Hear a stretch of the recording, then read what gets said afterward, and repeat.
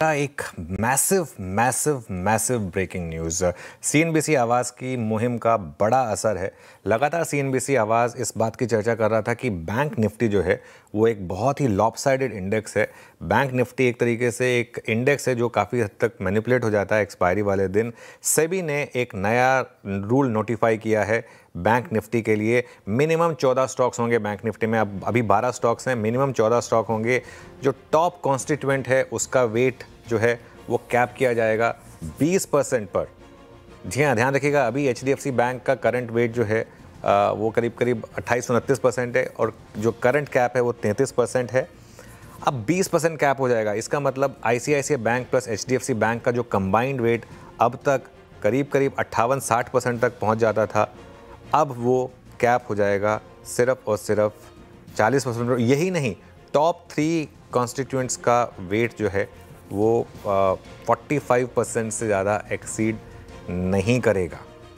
45%, इसका मतलब top 3 stock चाहे उनका कितना भी मार्केट कैप हो, यतिन को भी जोड़ेंगे कुछ देर में, वो वेट जो है वो 45% नहीं एक्सीड करेगा। सीएनबीसी आवाज़ ने लगातार ये मुहिम चलाई थी, आपको याद होगा, पिछले 1 साल से। और एक चीज़ बताऊं मैं वीरू आपको, लास्ट टाइम पे जब मेरी सेबी चेयरमैन से बात हुई थी और जब मैं उनसे मिला था और जब हमने जेन स्ट्रीट वाला मुद्दा उठाया था, तब सेबी चेयरमैन ने काफ़ी सीएनबीसी आवाज़ की सराहना भी की थी कि हाँ, आपने सबसे पहले उस मुद्दे को उठाया था।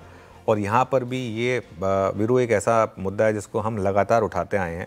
एक काम करते हैं, एक बार यतिन के पास चलते हैं, पूरी खबर को वापस समझ लेते हैं और उसके बाद मैं इस पर थोड़ा सा एक और अभी अपना एक एडिटोरियल टेक देता हूँ। Yatin, good morning. तो ये अब ऑफिशियल हो गया, सेबी ने नए रूल लगा दिए हैं, कब से एप्लीकेबल होंगे ये?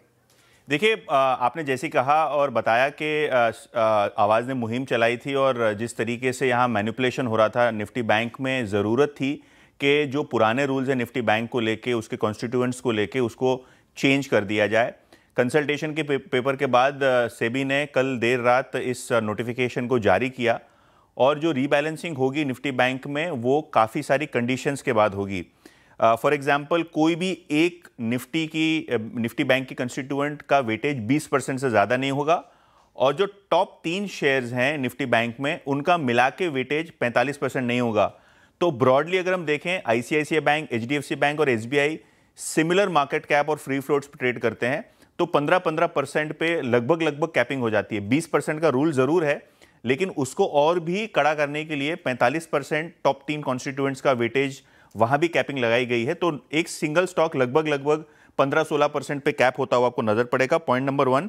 और अगर हम बात करें एचडीएफसी बैंक, आईसीआईसीआई बैंक और एसबीआई, क्योंकि ये टॉप 3 वेटेज हैं और तीनों के वेटेज जो हैं 22-23%, 24-25% तक जाते हुए नजर पड़ते हैं, तो इनका वेट रिडक्शन होगा, थोड़ा वेट रिडक्शन होगा और 4 चरणों में ये वेट रिडक्शन इंप्लीमेंट किया जाएगा।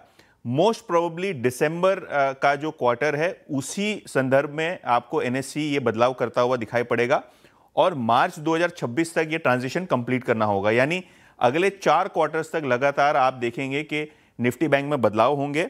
अच्छा, मजे की बात यह है कि क्योंकि वेटेज कम हो रहा है और 14 मिनिमम कॉन्स्टिट्यूएंट्स का रूल रखा गया है, तो कुल मिला के अगर हम देखें तो येस बैंक, इंडियन बैंक सबसे प्रोबेबल कैंडिडेट्स हैं और लगभग तय है कि ये निफ्टी बैंक का हिस्सा हो जाएंगे।